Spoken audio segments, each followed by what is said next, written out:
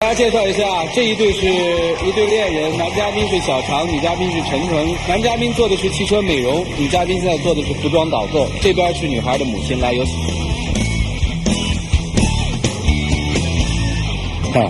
您好啊，不同意他俩在一起是吧？是的，我不同意让他俩在一起处对象。我在看资料的时候，其实这俩孩子已经私奔了有2年了，是吧？是。那这2年您都没见到他们是吧？没有。今天您来的目的是什么？我来的目的就是要把我姑娘领回去，不让我姑娘跟他在一起。他们家条件好，我家就是平民百姓，我不高攀。攀到那嘎达，到时候我姑娘再跟他受气，我害怕。您怕您闺女儿吃亏了，是吧？对。你了解他们这2年不在您身边的时候，他们所经历的一些事儿吗？我不知道。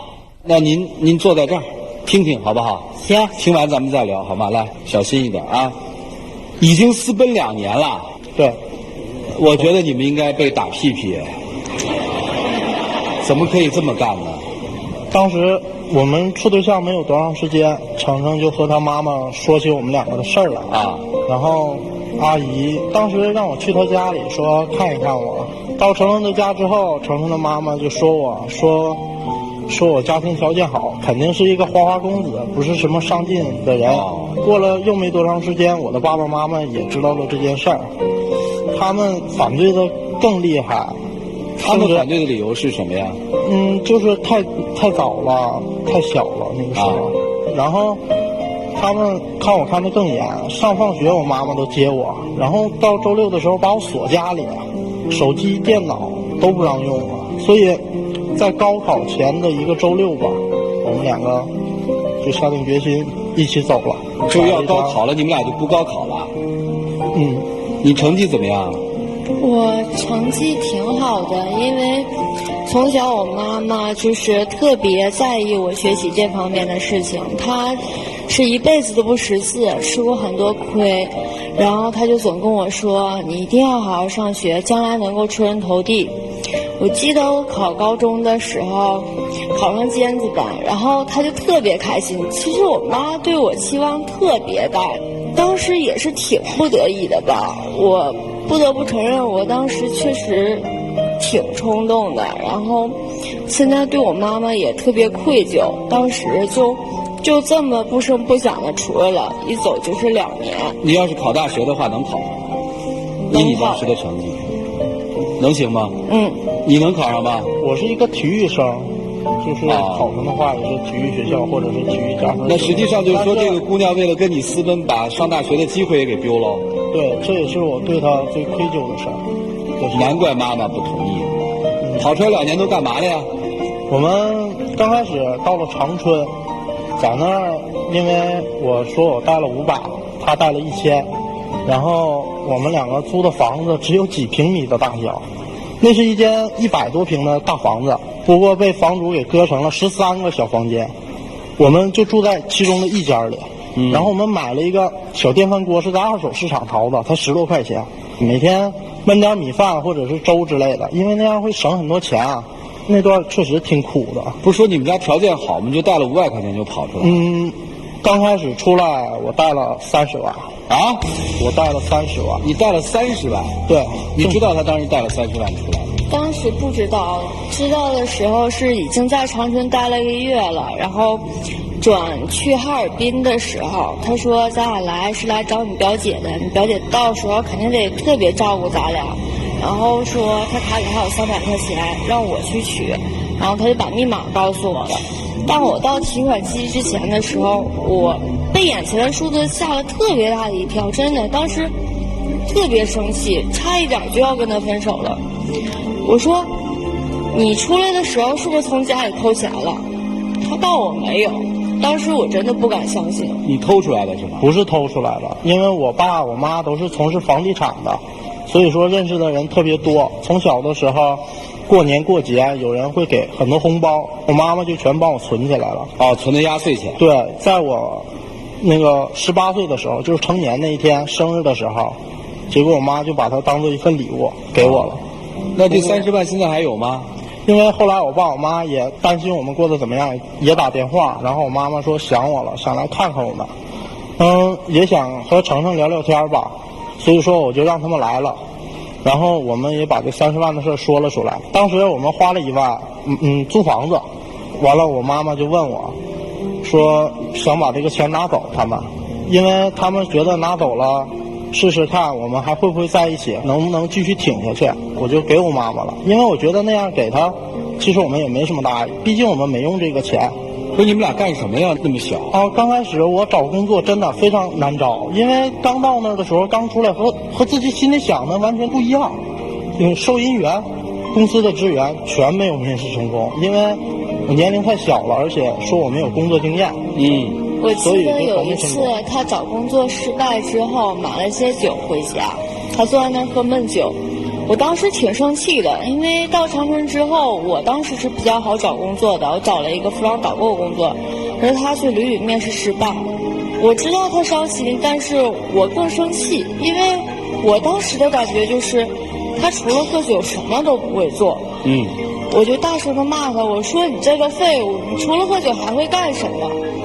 我说难道咱们把带出来的钱都花光之后就坐吃等死吗？他当时生气了，转身就出门了。出门之后我特别害怕，因为从来没自己怎么样过，然后我就想出去找他。可是当我打开门的时候，我发现他还在楼栋那儿坐着。我说你为什么不走啊？他说长春人生地不熟的，我要是走了你害怕了怎么办？你去找谁呀？当时我特别感动，我们2个抱在一起哭了很久很久。不过那一次对我鼓励也挺大的，所以说我就决定应该去找点什么干点什么。那你看来是吃了2年的苦是吧？现在你们算有稳定的工作了吗？有了。我现在在一家汽车美容店工作。他程程干导购，我们2个生活加起来也能开到6、7千块钱。那你家里面现在支持你们俩吗？他们就说我们如果要能坚持下去，就同意我们在一起。既然这么好，为什么面临所谓亲情和爱情的选择？这是为什么呀？因为我妈妈是前几天给我打的电话，她说妈想你了，而且妈妈现在生病了，你能不能回来照顾我？我们2个在电话里聊了很多，我希望她能接受小常。好吧，我们今天请母亲来的目的也是这个。来，有请。方便问是得的什么病吗？腰间盘突出。腰椎间盘突出。年轻的时候拉草摔的。家里就是一个孩子吗？他们姊妹俩。那个大的结婚了，他俩相隔差10岁，他走了就剩我自己了。孩子的父亲呢？您爱人呢？他没了，他10岁前他父亲就没了。那您真不容易，含辛茹苦拉扯2个姑娘是吧？是。刚才你听了吧？我觉得这小伙子不错呀，2个人你看干了那么多的事儿。我不相信，知道吗？所以说他们跟才说了这一些事儿，我也没看到。我这个人呢，就挺较真儿一个人。您看他们已经在一起2年了，而且女儿为这个事儿也，你后悔吗，姑娘？不后悔，一点都不后悔，因为我觉得这样做。你们要都考上大学，读了书了，然后再恋爱，不是更好吗？你听我说，他是只要念书，我不管累死啊，是咋干活，我也高兴。因为他呢不念书了，我手绑着钢筋干建筑活，被他洗脑了，被他骗了，被他那个什么，他会说。你想一想，妈就是辛辛苦苦就盼望让你上大学，让你出人头地。不，重新去读，然后再考大学，有信心吗？我不想再去考了因为当初已经这么决定了，我也从来没有后悔过。我是真想跟小常在一起一辈子。你过来，去。你想我妈了，你知道吗？妈想死2年多，你不想我吗？想吗，姑娘？快说呀！在一起。你想跟他在一起？现在你多大点了岁数啊？就把你一辈子的希望就都扔下了吗？都不想了吗？我觉得我有选择的自由。妈不想让你像我似的一辈子不识字，被人骗被人坑，知道吗？不想让你走我这路，去出那苦力干那活。可是我们2个有很努力的去打拼。跟咱说去打拼，打拼你没有文化，要有文化能去打这拼吗？能遭这罪吗？您别激动啊！今天请您来呢，就是请这些老师帮您出主意啊，听听老师们怎么帮你们的。来，一起进入丘比特问卷。大姐啊，我跟你说啊，我觉得您就放手吧。我觉得小伙挺好的，你别给我鞠躬了，把孩子拐走了，你鞠啥躬啊你？我能挑你一句话吗？你先进来。那个，光看到外表，看不到内心。因为他小时候我知道，在跑之前呢，他游手好闲呢，他这人站没站相，坐没坐相，本性难移。这我反对。你怎么能说他未来是什么样啊？每个人都是小事，而且人家小孩还行。大姐为啥呢？我把妈妈钱还给人，俩人都上班，自己找工作，挺不容易的。而且我这也能看出你女儿是真的挺爱他的。都把我闺女骗了，给领走了，给我拐走了，我就看不上他。你问问他们，懂得啥叫真爱吗？他会过日子吗？人家俩过了2年的日子。是过了2年了。那还不懂过日子啊？那也不懂过日子。你问他有房吗？我还不图他家钱，他挣来了吗？他爹妈挣的钱到我这儿，他花，不是他本人挣来的。你跟妈妈说，你跟妈妈说你行吗？可以。我们出来之后确实努力了很多，现在我的工作也基本上比较稳定了。我想在这儿继续多学一些技术，等学到成熟了以后，自己再设法或者是干一些什么，去来开一家这样汽车美容的店。那你不应该把我姑娘骗走啊！你咋跟我姑娘换迷魂药了？我知道当时是年龄小，这也是我对程程。现在说啥晚了？我就吃1根筋，我就想把我姑娘领回去。我错了，阿姨，请你多给我些时间，让我去努力。我会给程程幸福，我会去孝顺你，孝顺我的父母。现在我还不能答应你，知道吗？我得把我姑娘领回去。我看你往后咋表现，你呢该干你的事业，是吧？我让我姑娘呢回去肯念书，别看她说不读，她也得读，知道吗？不在你跟前，她就能好好念书。跪着没有用，给我起来！快起来，快起来！我也希望她能起来。去，回去，别生气啊，别生气！来，大姐，听听我说的。我其实看到他们的故事啊，其实我还真被感动了。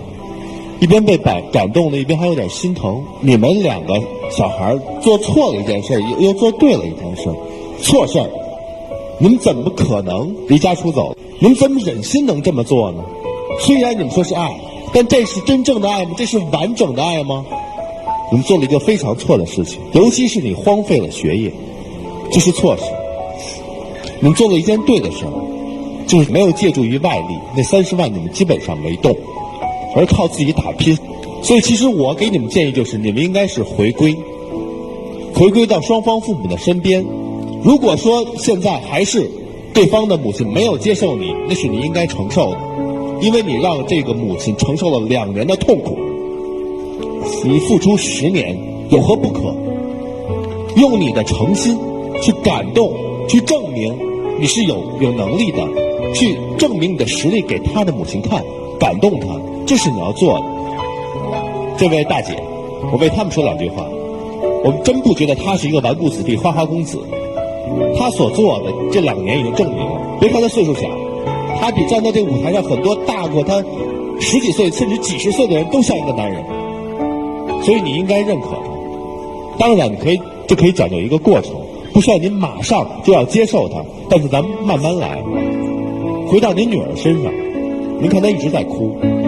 您追求的目标是要给女儿幸福，还要跟这个男人分开，一定是要女儿幸福。所以我的建议，女儿你说，我希望你能够接受和小常在一起，不是说我不回到你身边，我希望你能接受我们2个一起在你身边照顾你。你们2个我谁都舍不得，不要让我做出选择，行吗？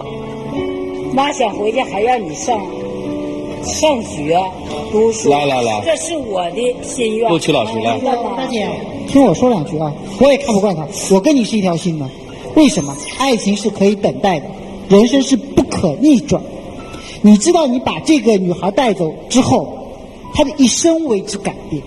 一个女孩在18岁的时候，她的人生其实刚刚开始起步，他的人生不应该说只读到高中，或者说只见这么一点世面，他应该是有一个很大的一个世面可以见的。你改变了，你爱一个人，但是你没有让他去走一条好的路，正确的路，你没有去等待，而是把他带去跟你一起吃苦。我相信大姐也是因为这个才生你的气。是啊，这用把我闺女骗跑了。小伙子啊，我觉得事到如今，刚才川哥一直在提到已经过了2年这个概念，事到如今，大姐你也听这句话，已经过2年，我觉得也是这样。已经过2年，我们首先要想的是什么？我觉得你要把这个闺女她带回去啊，从头来过，时光没法倒流。我觉得我们应该用一个最好的办法去把它给错误给弥补上，也就是说我们把这个错抹平了，继续让她回到一条正确的道路上走。我问你一个问题，你老老实实回答我，你现在愿不愿意让她去上大学？如果要是他上到大学的话，说实话的话，我真的不愿意。为什么？因为他要是上大学的话，我们还是会分开。你看你活在这个地方，对不对？你说你爱一个人，这种爱是自私的吗？你只是想占有他吗？你不想让他变得更好吗？这是一个正题。说实话，今天要说服大姐，首先要把这一点给梳理清楚，就是这个女孩，你愿不愿意她继续上大学？愿意。你可以陪她一起上吗？可以，只要我们能在一起。大姐，听到了吗？我听到了他说的话，我还不相信。对，我知道你不相信，所以我给你出一个主意，我建议你们在他们所在城市跟他们住一段时间，住半个月或者1个月。你不是不放心女儿吗？看看他们是怎么过日子，看看这个臭小子现在对你女儿到底好不好，这是一个主意啊。第二个主意，我建议这姑娘大学是要读的，可以在这个他们所在的城市里面读，在这个城市里面，她可能就更熟悉一点，男朋友也在身边，她读书的动力更强一点。私奔这么一个故事，在很多的文学题材当中出现，最开始都是因为大家的反对，但是失败一般有几种原因。第一，被现实的残酷所打败；第二，外界的诱惑而打败；第三，冲破了层层的阻碍之后，才发现我们俩并没有那么爱对方，是因为当时大家都反对，所以我们走得更近。这3样你们都克服过来，像曲总所说的不错，你比台上的很多的其他所谓40、50岁了还在为一套房子最后决定结不结婚吵得头破血流的那些所谓的成人们要做得更棒。你们是因为第4种原因而被打败，那是因为对家人的牵挂，始终需要家人的祝福，这一点还恰恰是你们的优点。但是我想说的是，你们可能太不了解女方的母亲。这位大姐一身清贫，带大2个孩子，这个带大女儿的这么些年的这些苦和母亲的那种付出，你们是不能了解。将来做了母亲、父亲，你们可能就能了解。2年来，几乎日日夜夜、分分秒秒，对她来说都是煎熬。她说了，我是做工程，一个女人扎钢筋，呕心沥血，自己斗大的事儿不识，希望自己的女儿将来能够成才，这种愿望是何其的强烈，你根本就感觉不到。你认为一私奔无所谓，尤其是女孩子刚才说的那番话，太伤母亲的心了。她说我已经做出了选择，不考大学了，我从未后悔。但是你要想到，你这些年来所谓的成长，有多少母亲的希望在你身上？这个大学不只是属于你的，更多的还属于母亲的，所以你根本不了解母亲的心呐。将来你要是做了母亲，你的女儿被别人拐走2年，你看看你会愁成什么样？还有一个问题，男孩子抱有私心，就是认为这个女孩子如果有朝一日自己的学业非常顺畅，她变成另外一类人的时候，你将不再拥有她。这种私心毁了这个女孩子的前程，这一点是极为错误。所以说，从这个问题上，你就要改变，就是要支持他去考大学。爱一个人就应该露出自己博大的胸怀，不管你将来因为优秀而离开我，或者是因为你优秀变成了跟我不一样的人，我们不能在一起。我既然爱你，我就希望你优秀，我要成全你，我要让你活出更精彩的人生，而不是因为我不能和你同行，所以我要把你拉到跟我同样的一个层次，那是狭隘的爱。这一点从今天开始你就要做到，你要赶着他去读大学，你这样才是一个男子，你这样才是真正的爱对方。所以我认为女孩子，既然你们俩能够熬过这么多所谓生活当中的艰辛，那我相信在你考了大学，在读大学这么些年当中，你们依然能够在一起，就这样。